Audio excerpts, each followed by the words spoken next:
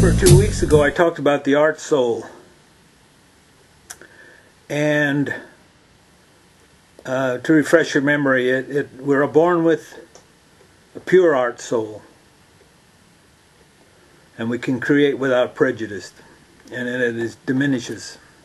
And I gave the book of art gives you some of the reasons why it would diminish, and that is doubt, fear, and the false notion of what art is. Well, the doubt, for example, that you might doubt your ability. You can say, I can't even draw a straight line. You know, that's one of the doubts that people have. The physical doubts, maybe the doubts about your future, whether you can actually succeed in it as an artist.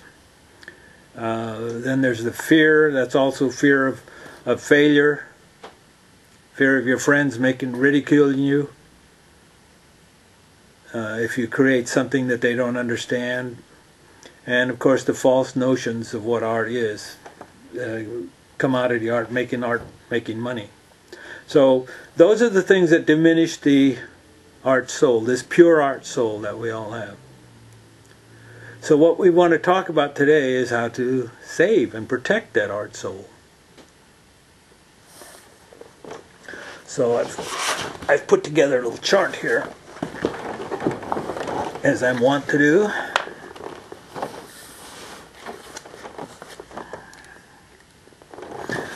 Okay, here we have to become a true artist and protect your art soul. I'm assuming now that that's what you want to hear about. Okay, we have the spiritual strength of the holy triangle, the holy art triangle. Now triangles, if you remember, if any of you know Buckminster Fuller, he always talked about the triangle, how strong it was, the strongest physical structure. And he proves he used to always take this square and he'd break it, and then he'd take the triangle and you couldn't break it. So it's the strongest physical structure. It is also the strongest spiritual structure. You've seen me use the triangle, and it's true. It's a very strong spiritual idea. Okay, so here's the spiritual strength of the holy art triangle. And first,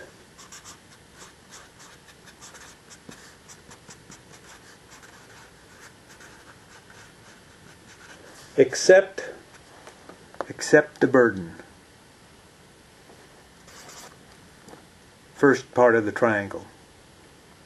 By that, you have to understand, read your art history, and understand what you're doing.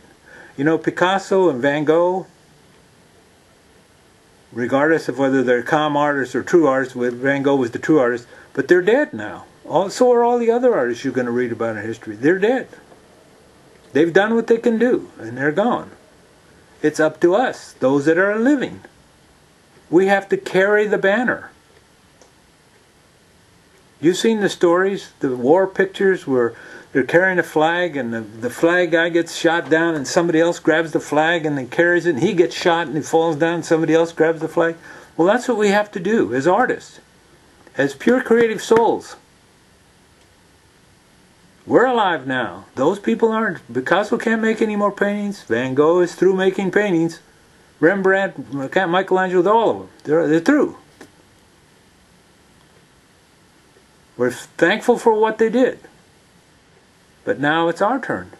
We're alive. We do the work now. So that means you have to accept the burden of carrying that flag. And that doesn't mean that you can just fool around and play games and run after your own personal pleasures and make money and all that stuff. That's not what this is about. We're carrying the burden of art here. Okay? So first triangle.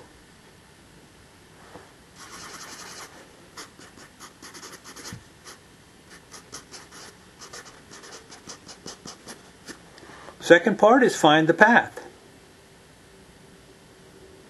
There is a path to true art. Do you remember the law of occurrences I talked about? You have to tune in. You have to tune into your art soul and start listening. Listening when you're doing a bad occurrence, and get yourself back on the path. That's what keeps you on the path. The law of occurrences. You have to listen. And I told you before, the law of occurrences isn't made out of steel. It's made out of what you have inside you. And you know, your art soul will tell you when you're doing something wrong. If you're doing something for money, it's going to tell you this is not right.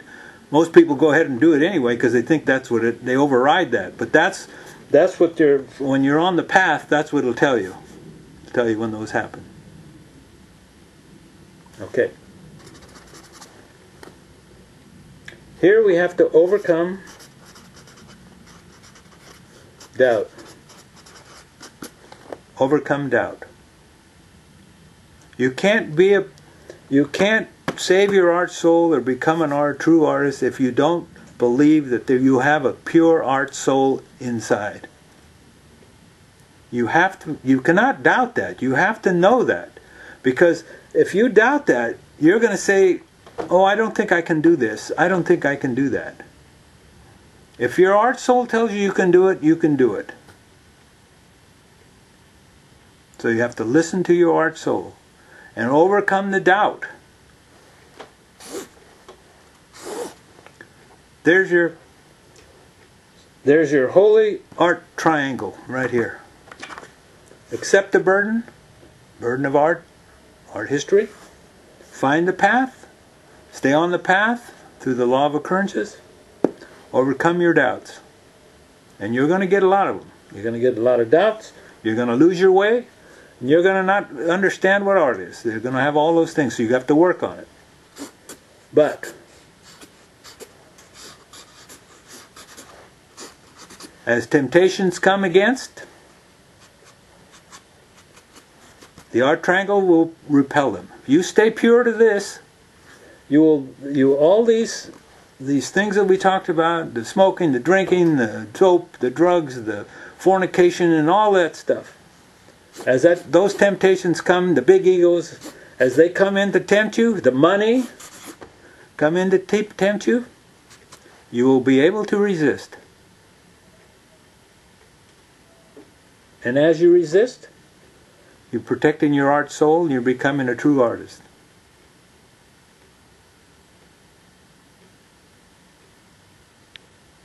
Now, don't you think this is a better kind of artist? This is the serious kind of artist to be? Don't you think that the world deserves this? When they go to a museum, they want to see, don't you think they should see this? Somebody that produces stuff out of this holy art triangle?